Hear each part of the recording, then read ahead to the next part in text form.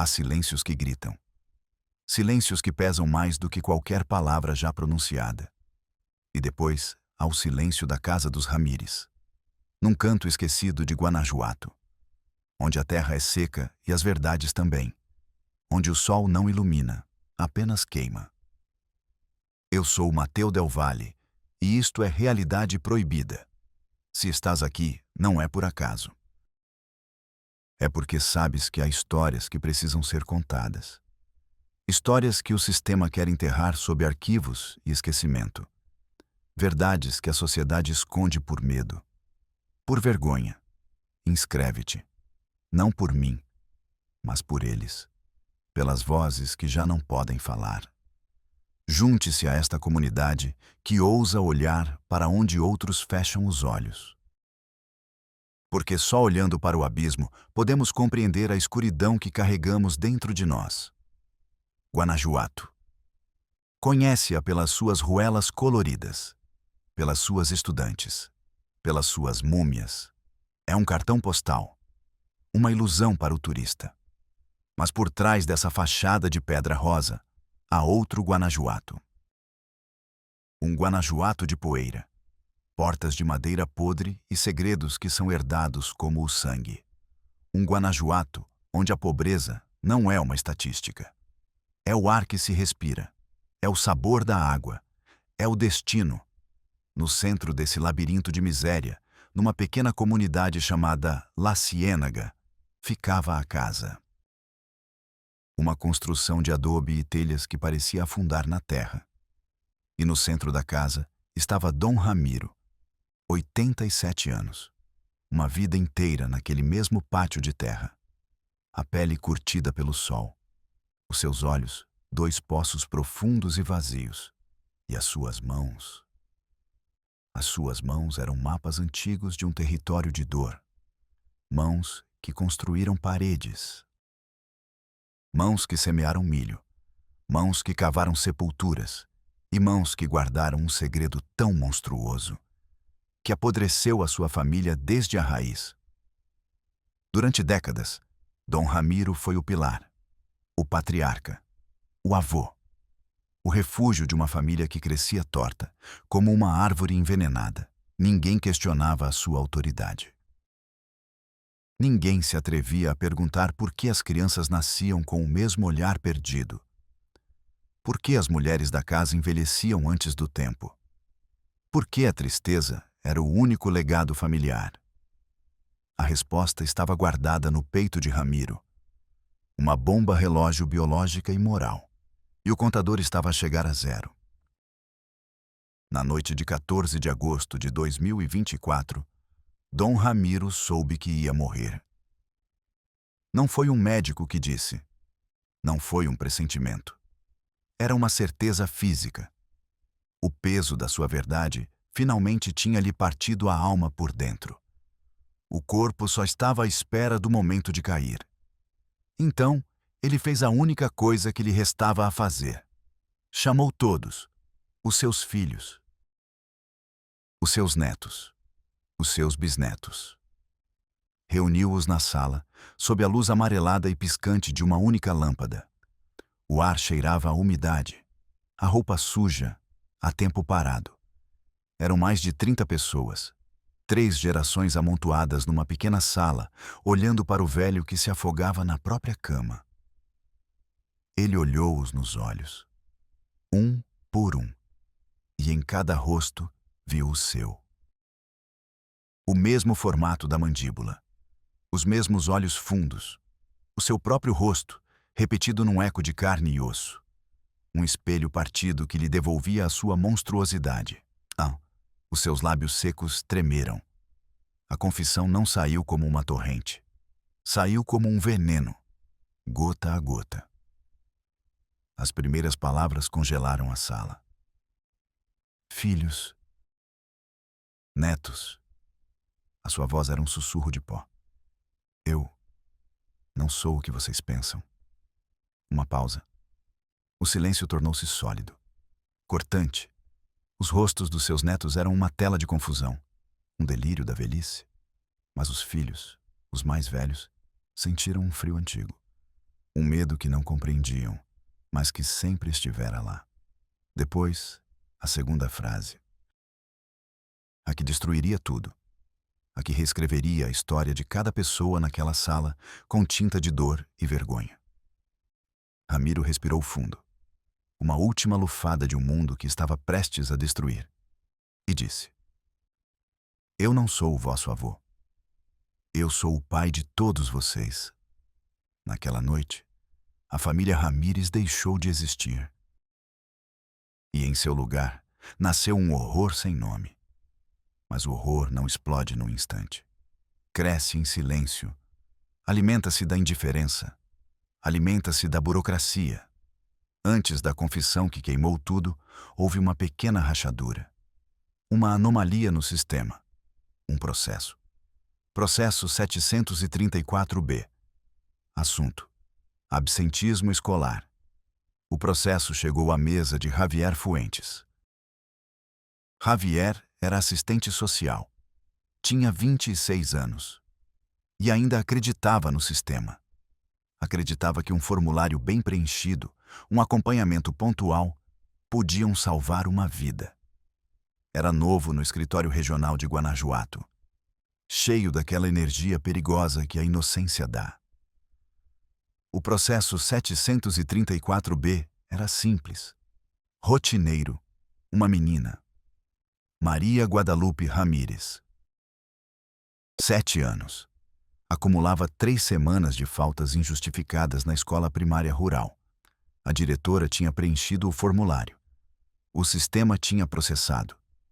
E agora, cabia a Javier fazer a visita domiciliar. Uma visita de rotina. Mais uma caixa para marcar na sua lista de tarefas. Ele pegou o carro do departamento numa manhã de julho. Deixou para trás o Guanajuato dos cartões postais. E entrou no outro. O das estradas de terra que sacodem a alma. O das casas que parecem pedir perdão por existirem. O sol estava forte. O ar, seco. O GPS perdeu o sinal após 20 minutos. Teve que perguntar. Os rostos que encontrava eram fechados, desconfiados. A casa dos Ramírez. Ninguém lhe dava uma direção. Apenas um gesto vago com a cabeça no final da estrada. Um gesto que dizia, lá, onde ninguém vai. Um gesto que era um aviso. Javier não entendeu. Finalmente, encontrou-a. Não era uma casa. Era uma ferida na paisagem. Adobe rachado. Telhado de chapa enferrujada. Um cão esquelético levantou a cabeça e lhes deu um latido sem força. Silêncio. Um silêncio pesado. Anormal. Não havia risadas de crianças. Não havia música. Não havia vida. Javier sentiu um arrepio, apesar do calor de 35 graus. Bateu na porta de madeira. O som foi oco, morto. Esperou. Passou 1 minuto, 2 minutos. Estava prestes a ir embora quando a porta se abriu. Uma fresta. Uma mulher olhava para ele. 50 anos, aparentava 70. Olhos assustados. Sim, disse ela, com uma voz quase inaudível. Bom dia. Sou Javier Fuentes, do Desenvolvimento Integral da Família. Vim buscar a pequena Maria Guadalupe. A mulher não abriu mais a porta. O seu corpo bloqueava a entrada. Ela está bem. Ela faltou à escola, senhora. Precisamos de saber por quê. Estava doente. Já está melhor. As respostas eram automáticas. Memorizadas. Javier insistiu, com a gentileza treinada de um burocrata. Preciso de a ver. É o protocolo. Só um momento. A mulher hesitou. Olhou para dentro de casa, como se pedisse permissão a uma sombra. Finalmente, cedeu. Abriu a porta. O interior estava mais escuro do que a noite. Cheirava a confinamento, a umidade, a medo. Num canto, sentados no chão de terra batida, estavam 5 crianças. Imóveis. Silenciosas. Os seus olhos, enormes e vazios, fixaram-se nele. Não eram os olhos curiosos de uma criança. Eram os olhos de um animal preso. Javier procurou por Maria Guadalupe. Qual delas é? A mulher apontou para uma menina com o queixo. Essa. Todas as crianças eram parecidas. Demasiado. Tinham a mesma mandíbula forte, os mesmos ossos salientes, os mesmos olhos fundos, como cópias imperfeitas do mesmo molde. Javier ajoelhou-se. Olá, Maria. Sou o Javier. Como te sentes? A menina não respondeu. Apenas olhou para ele. O seu olhar não tinha 7 anos. Tinha 100. Havia algo profundamente partido nela. Em todos eles. Javier levantou-se. O ar era irrespirável. Bem, só queria confirmar que estava tudo bem. Por favor, certifique-se de que ela volta para a escola. A mulher acenou com a cabeça. Não disse mais nada. Ela acompanhou-o até a porta e fechou-a atrás dele. O som da fechadura foi brutal. Definitivo. Longa pausa. Apenas o zumbido. Javier voltou para o carro. As suas mãos tremiam. Não sabia por quê. Tentou preencher o formulário no banco do passageiro. Motivo da visita: verificação do estado de saúde do menor. Resultado: menor encontra-se em casa. A mãe informa recuperação de doença não especificada. Observações.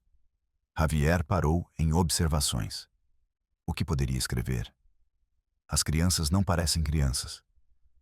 A casa cheira a desespero. Sinto que algo monstruoso vive lá dentro.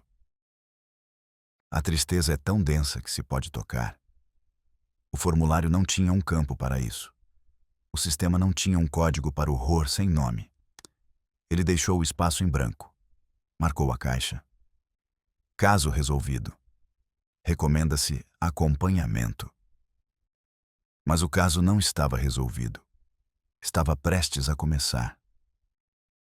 Naquela noite, Javier não conseguiu dormir. Via os olhos das crianças. Olhos velhos em rostos pequenos. Na manhã seguinte, no escritório, arquivou o processo 734-B. Mas o processo não o arquivou a ele. Ficou com ele, como uma lasca debaixo da unha. Uma semana depois, não aguentou mais. Quebrou o protocolo. Decidiu voltar, sem avisar. Desta vez, não ia como assistente social. Ia como um homem que cheirou fumo e sabe que, em algum lugar, algo está a arder vivo. Javier voltou ao anoitecer. O sol tinha se posto. Ele tinha deixado La Ciénaga nas mãos das sombras. Não tinha um plano, apenas uma certeza. A certeza de que o formulário de caso resolvido era uma mentira. E essa mentira estava a corroê-lo por dentro. Ele deixou o carro longe. Caminhou os últimos 500 metros. O pó da estrada levantava-se a cada passo, como fantasmas preguiçosos. A casa dos Ramírez estava em silêncio. Mas, desta vez, o silêncio era diferente. Não era vazio. Estava cheio de algo. Algo que esperava. A porta estava entreaberta. Apenas uma lasca de escuridão convidando-o a entrar. Javier parou. O coração batia forte contra as costelas. Um suor frio percorria suas costas. Sou um funcionário público, disse a si mesmo. Estou a fazer o meu trabalho. Mas era outra mentira. Sabia que tinha cruzado uma linha. Sabia que o que estava a fazer era imprudente, perigoso e necessário. Empurrou a porta. O rangido foi um grito no silêncio da noite. O cheiro atingiu-o primeiro, mais forte do que antes. Uma mistura de doença, sujidade e algo mais. Algo doce e metálico. O cheiro da carne que começa a apodrecer. A sala principal estava vazia. Apenas as sombras se moviam, alongadas pela luz da lua que entrava pelas fendas do teto. Então ele ouviu um gemido. Fracos, quase inaudíveis. Vinham de um quarto no fundo. Javier caminhou lentamente. Cada passo no chão de terra parecia ecoar por todo o universo. A porta do quarto também estava aberta. Lá dentro, a escuridão era quase total. Apenas uma vela moribunda num prato de estanho. A sua luz trêmula desenhava cenas de um pesadelo. Numa cama desvencijada, estava deitada uma das mulheres. Ele reconheceu-a. Era a mãe de Maria Guadalupe, a mulher que lhe tinha falado à porta. Estava pálida, suada, os olhos fechados, a respiração um estertor. E ao seu lado, envolto em trapos sujos, um bebê, recém-nascido, minúsculo, vermelho, enrugado. O gemido vinha dele, um som tão frágil que parecia prestes a se partir. Javier ficou paralisado. Um nascimento, no meio de toda aquela morte em vida, deveria ser um milagre, mas parecia mais uma maldição. E então ele o viu. Sentado numa cadeira de madeira no canto mais escuro do quarto, Dom Ramiro, o patriarca, não se mexeu, não disse nada. Apenas estava lá, observando, como um Deus cruel contemplando a sua criação destruída. Os seus olhos não demonstravam surpresa, nem medo, nem raiva. Apenas um cansaço infinito. Um cansaço de 87 anos guardando um segredo. Javier sentiu o ar se transformar em pedra nos seus pulmões. Queria fugir, gritar, mas os seus pés estavam presos ao chão.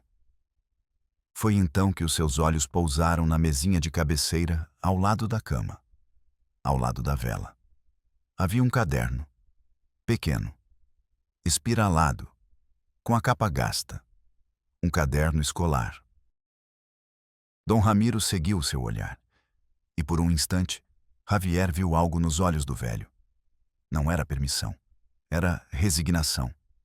Javier deu um passo, depois outro. Estendeu uma mão trêmula e pegou no caderno.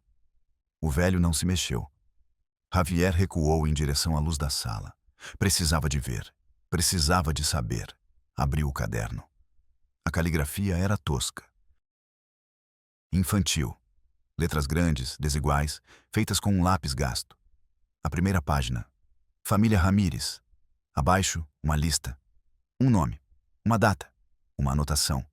Helena. 1968. Filha de Ramiro. Rosa. 1969. Filha de Ramiro. Martim. 1971. Filho de Ramiro. Javier virou a página. A lista continuava. Filhos e filhas. Todos de Ramiro. Não havia nome de nenhuma mãe. Apenas o pai, o criador, Ramiro. Ele virou outra página. A lista pulava uma geração. Juana, 1988. Filha de Helena. Javier sentiu um alívio momentâneo, uma lógica familiar. Mas abaixo, outra anotação, feita com mais força. A ponta do lápis quase rasgava o papel. E de Ramiro. Javier prendeu a respiração.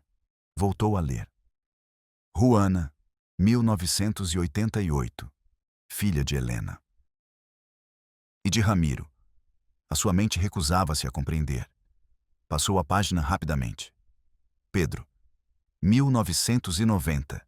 Filho de Rosa. E por baixo. E de Ramiro. Miguel, 1992. Filho de Rosa.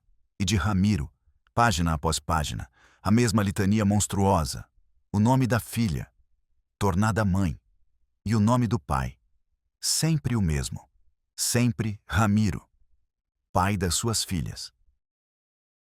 E pai dos filhos das suas filhas, pai e avô, na mesma linha. A árvore genealógica não era uma árvore, era um nó, um emaranhado podre, um círculo fechado de carne e sangue. A última página. A escrita estava mais trêmula, recente. Ninho, agosto de 2024, filho de Maria Guadalupe. Javier levantou os olhos do caderno. Maria Guadalupe. A menina de 7 anos do processo. Não, não podia ser. Olhou novamente para a anotação. Filho de Maria Guadalupe. E por baixo, O espaço estava em branco, à espera do nome do pai. O nome que era sempre o mesmo. O mundo de Javier parou. O caderno caiu-lhe das mãos.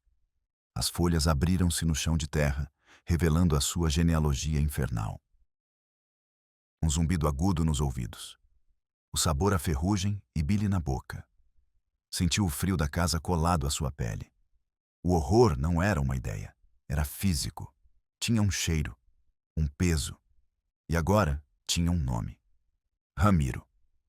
Ele ergueu os olhos para o quarto. O velho continuava lá, imóvel. Os seus olhos encontraram-se na penumbra.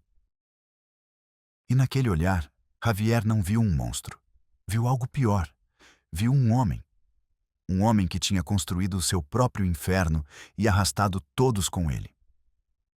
Ramiro acenou lentamente com a cabeça. Uma única vez. Foi uma confissão sem palavras. Uma sentença. Javier recuou, tropeçando. Virou-se e correu. Saiu da casa como se o fogo o perseguisse. Não parou até chegar ao carro. Abriu a porta. Entrou. E vomitou. Vomitou o jantar, a rotina, a inocência. Vomitou a crença de que o mundo fazia sentido.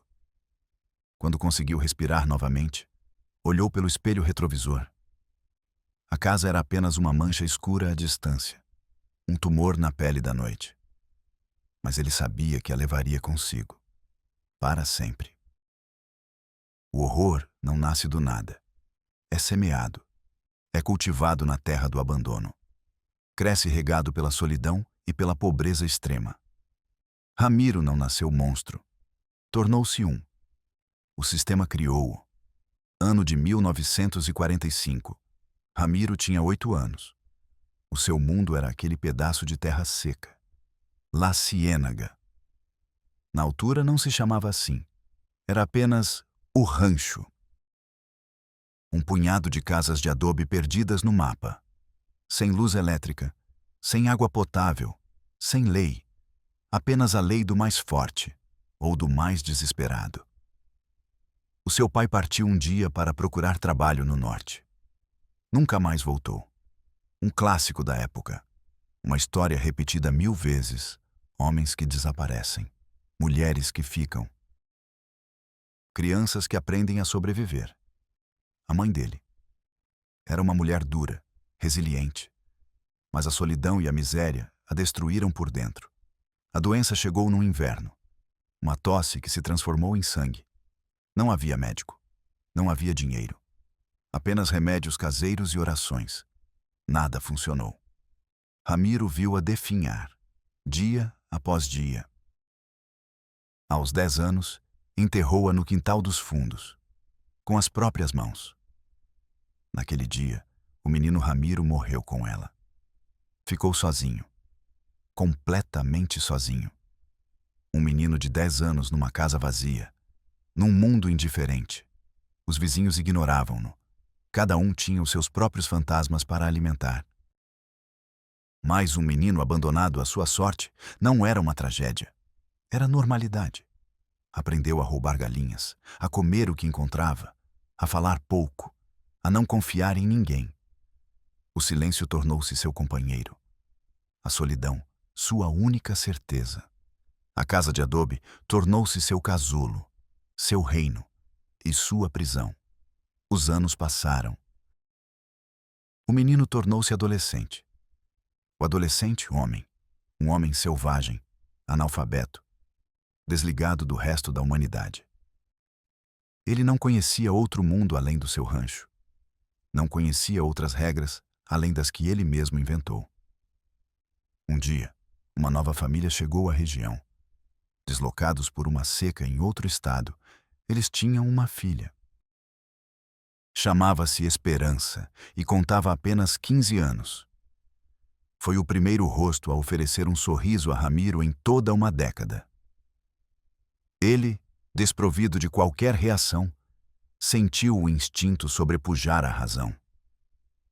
Não houve cortejo, tampouco palavras de afeto. Os pais dela não se opuseram. Uma boca a menos para alimentar. Para Ramiro, Esperança não era uma esposa. Era uma propriedade.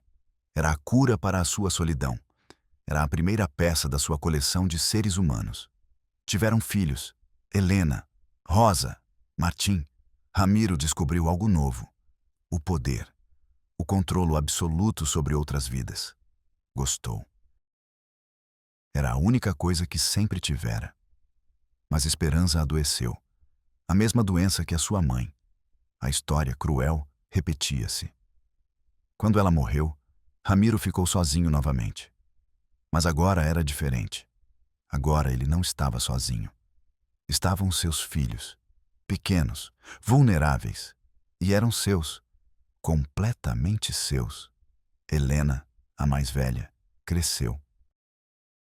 Tornou-se uma cópia da mãe. O mesmo olhar, o mesmo corpo jovem.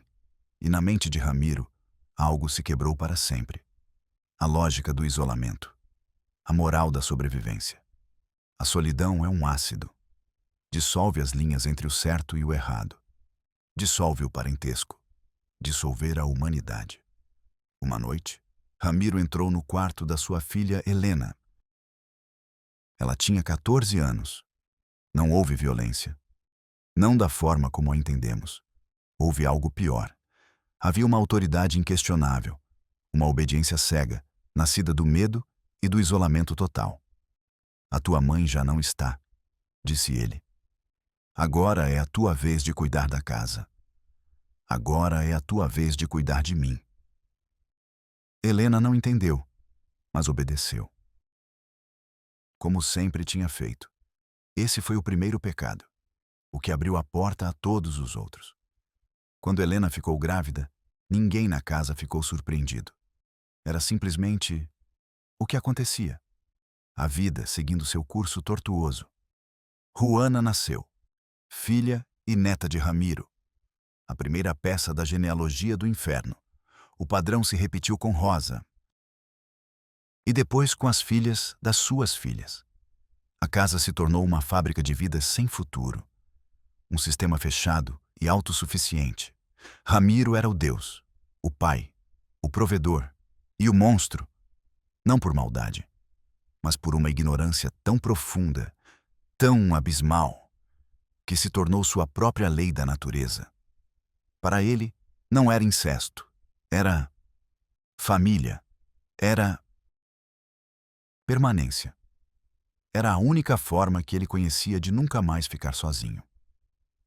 Ele construiu um muro de silêncio em torno de sua prole. Ninguém saía, ninguém entrava.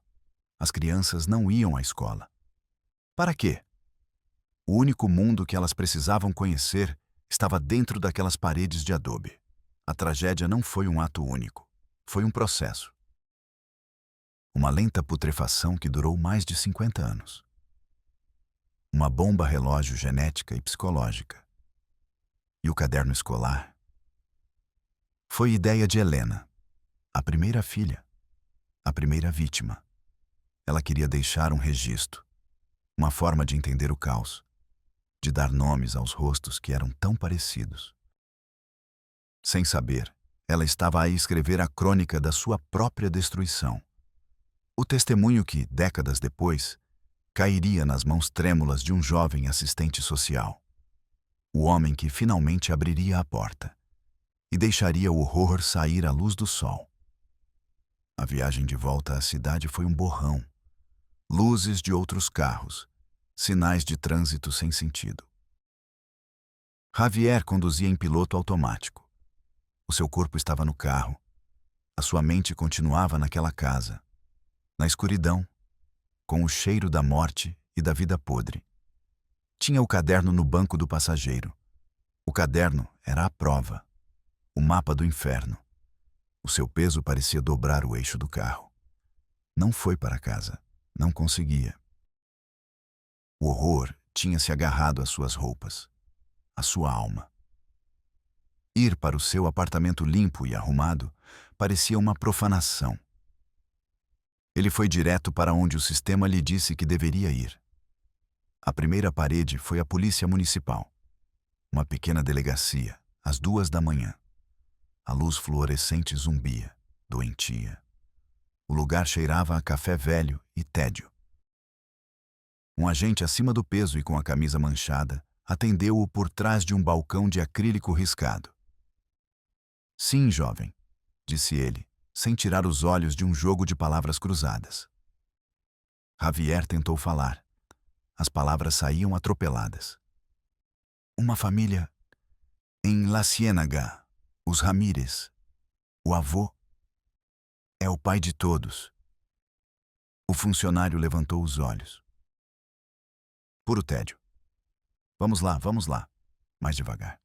Houve um crime? Alguém ficou ferido? Morto? Estão todos feridos, sussurrou Javier. Estão mortos em vida. O funcionário suspirou. Um suspiro longo, de aborrecimento. Jovem, preciso de factos, nomes, datas. Há alguma queixa formal? Eu estou a fazer a queixa. Zrênia de Javier elevou-se. Tenho provas. Colocou o caderno sobre o balcão. Leia isto, por favor. O oficial pegou nele. Folheou-o sem interesse. Passou as páginas da maldita genealogia como se fosse a secção social de um jornal velho. Fechou o caderno e devolveu-lhe. Olhe, isto é um assunto familiar muito estranho, muito feio, sim. Mas não há crime flagrante aqui. É incesto, abuso, durante décadas. E quem o denunciou? Alguma das vítimas veio consigo? Não podem, não conhecem outro mundo. Então é a sua palavra contra a deles. E isto, disse ele, batendo no caderno com um dedo. Isto não prova nada num julgamento. Qualquer um poderia ter escrito isso. Uma criança, você diz. Pior ainda. O oficial recostou-se na cadeira. O plástico rangeu. Se você quer que façamos alguma coisa, traga uma das mulheres, que ela declare, que assine. Enquanto isso, não podemos entrar numa casa no meio da noite por causa de um caderno. Javier ficou mudo. O sistema não queria a verdade. Queria um formulário. Um procedimento. Uma vítima que se apresentasse docilmente no matadouro burocrático. Mas as crianças, conseguiu dizer. Se está preocupado com as crianças, vá ao DIF pela manhã. É a jurisdição deles. Omissão de cuidados, talvez. Preencha o formulário correspondente. O oficial voltou ao seu crucigrama. Para ele, a conversa tinha terminado. O horror tinha sido classificado, arquivado e encaminhado para outra janela. Javier saiu da estação. O ar frio da madrugada queimava-lhe o rosto. Sentiu uma náusea gelada. Não era apenas o horror da casa. Era o horror do mundo que encolhia os ombros. Às 9 da manhã, estava no Ministério Público. A segunda parede. Mais alta. Mais asseada. Mais fria. Escritórios cinzentos. Corredores longos. O som dos teclados era como uma chuva de insetos. Levou 3 horas para conseguir uma entrevista com uma agente auxiliar. Uma mulher jovem, com um terno impecável e um olhar de eficiência clínica. Javier repetiu a história. Com mais calma desta vez, tentando soar coerente. Profissional. Apresentou o caderno. A agente examinou-o com luvas de látex. Como se o horror fosse contagioso, e talvez fosse. Ouviu toda a história sem mudar de expressão. O seu rosto era uma máscara de neutralidade profissional. Quando Javier terminou, ela tirou as luvas. Compreendo a sua preocupação, licenciado Fuentes, disse ela. A sua voz era tão plana quanto as paredes. Mas, processualmente, isso é muito complexo. Você leu o caderno, viu os nomes, as datas.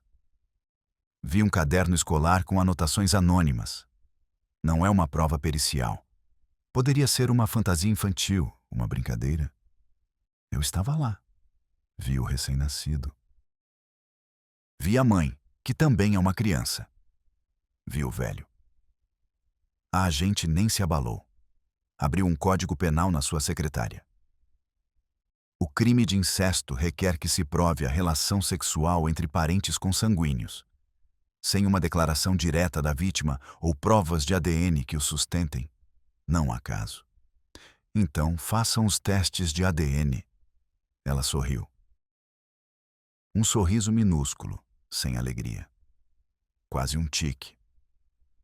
Para solicitar um teste de ADN dessa magnitude, precisaríamos de um mandado judicial. E para conseguir o mandado, precisamos de indícios razoáveis da prática de um crime. Entende o círculo vicioso? Javier olhou para ela. Estava preso num labirinto de lógica jurídica. Um labirinto projetado para não levar a lugar nenhum. E o que faço? Perguntou ele, sentindo a sua última esperança desmoronar-se. A agente pegou numa pasta da secretária. O que podemos fazer é abrir um inquérito por omissão de cuidados. É um crime menos grave, mas permite-nos intimar os pais. O pai é o avô. É ele o monstro. Vamos citar os pais que estão oficialmente registrados. E o senhor Ramiro, como tutor legal. Preencha este formulário, o F-17. Seja muito específico nos detalhes das condições da habitação e da falta de escolaridade. Concentre-se nisso. Ela deslizou uma pilha de papéis pela secretária. O sistema não queria confrontar o monstro. Queria medir o tamanho da jaula, classificar a sujidade do chão, transformar o inferno num relatório sanitário. Javier sentiu o frio do metal da secretária nas mãos. O ar-condicionado do local parecia-lhe gelado. Era a temperatura da justiça. Uma justiça congelada, morta. Pausa. O zumbido parece mais forte. A terceira parede, a pior de todas, era o seu próprio chefe, o diretor regional do DIF, o licenciado Morales, um homem prestes a se aposentar, com uma reputação de não causar problemas. Javier entrou no escritório. Morales estava a regar uma planta. Javier, que bom que você veio. O relatório de La Ciénaga. Já fechaste? Javier contou tudo. A visita noturna, a casa, o caderno, a polícia, o Ministério Público. Ele esperava indignação, apoio, uma ordem para agir. Recebeu um silêncio pesado. Morales terminou de regar a planta. Deixou o regador com um cuidado requintado. Sentou-se na sua grande cadeira de couro e olhou para ele, não com raiva, com pena. Javier, Javier, disse ele balançando a cabeça. Estás aqui há 6 meses. Ainda não compreende como as coisas funcionam. Senhor, isto vai além de como as coisas funcionam. É uma atrocidade. É uma tragédia. Simulation. E como essa, há centenas nas montanhas. Famílias que vivem segundo as suas próprias regras, no seu próprio século. Se começarmos a puxar esse fio, desencadeamos um inferno que ninguém vai conseguir controlar. Morales inclinou-se para a frente. A sua voz baixou para um sussurro confidencial. Fizeste uma visita não autorizada. Entraste numa propriedade privada. Roubaste ou pegaste emprestado um documento pessoal. Se essa família te denunciar, quem vai ter problemas é você. E você mancha a imagem do DIF. Javier não conseguia acreditar no que estava a ouvir. Você está mais preocupado com a imagem do DIF do que com a vida de 30 pessoas? Estou preocupado com a realidade, Javier. E a realidade é que não temos recursos, nem poder, nem apoio político para travar essa guerra. Arquive o caso. Preencha o formulário F-17 como lhe disseram, e esqueça o que viu. O chefe virou-se para o monitor do computador e abriu o e-mail. A conversa tinha terminado. Foi pior do que um grito. Pior do que uma ameaça. Foi um gesto de indiferença absoluta e irrelevante. Javier ficou parado no meio do escritório. O zumbido nos seus ouvidos era ensurdecedor. Sentiu o peso de cada formulário não preenchido, de cada chamada não feita, de cada vida que o sistema tinha decidido que não valia a pena salvar. Saiu do escritório sem dizer mais nada. Estava sozinho. Completamente sozinho. O sistema não o tinha apoiado. Tinha-o expulsado. Agora, o horror da família Ramírez não era só deles. Era também dele. E era um fardo que teria de carregar sozinho. Javier não voltou ao escritório. Não preencheu o formulário F-17. Deixou o caderno em cima da secretária do seu chefe, junto com a sua carta de demissão. E foi-se embora. O sistema não o tinha destruído. Tinha-lhe mostrado a sua verdadeira face, e ele não conseguiu continuar a olhar para ela. Enquanto Javier se afastava, conduzindo sem rumo por uma estrada anônima, o horror que tentou conter finalmente explodiu, na casa de La Ciénaga. A confissão de Dom Ramiro caiu como uma bomba de neutrões. Não destruiu as paredes. Destruiu as pessoas. Eu sou o pai de todos vocês. O silêncio que se seguiu a essa frase não foi um silêncio. Foi um som. O som de 30 almas se partindo ao mesmo tempo. Gritos. Choro. Confusão. O mundo de 30 pessoas, construído sobre uma mentira monstruosa, desabou em um único instante. Os filhos olharam para suas mães, que também eram suas irmãs. Os netos olharam para os seus pais, que também eram seus irmãos. As identidades se dissolveram. A família se transformou num emaranhado de horror incompreensível. E alguém, no meio daquele caos primordial, fez a única coisa que nunca tinha feito. Pediu ajuda ao mundo exterior. Uma das filhas mais velhas, Juana, pegou num telefone velho e discou para o 110º. Não sabia o que dizer. O operador só ouvia gritos e um choro que não parecia humano. Desta vez, o sistema não pôde ignorá-lo. Não era o relatório de um assistente social. Era uma emergência. Um grito de socorro real e audível. As patrulhas chegaram. As ambulâncias.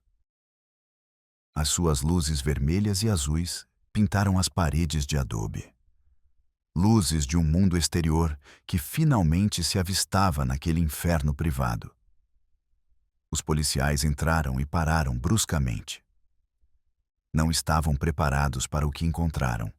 Não há treinamento para isso. Tiraram as crianças uma a uma, rostos sem expressão. Olhos que não entendiam por que estranhos os estavam levando para longe do seu único lar. Longe do pai, do avô, do seu Deus, do seu monstro. Separaram as mães dos filhos, os irmãos das irmãs. A árvore genealógica podre foi derrubada à força, galho por galho. Dom Ramiro morreu naquela mesma noite, na sua cama, no meio do caos que ele mesmo criou. Morreu sozinho. O seu maior medo, finalmente realizado. A família Ramírez foi apagada do mapa, dispersa em albergues, em hospitais psiquiátricos, em arquivos selados com a etiqueta Caso Complexo. O sistema não o salvou.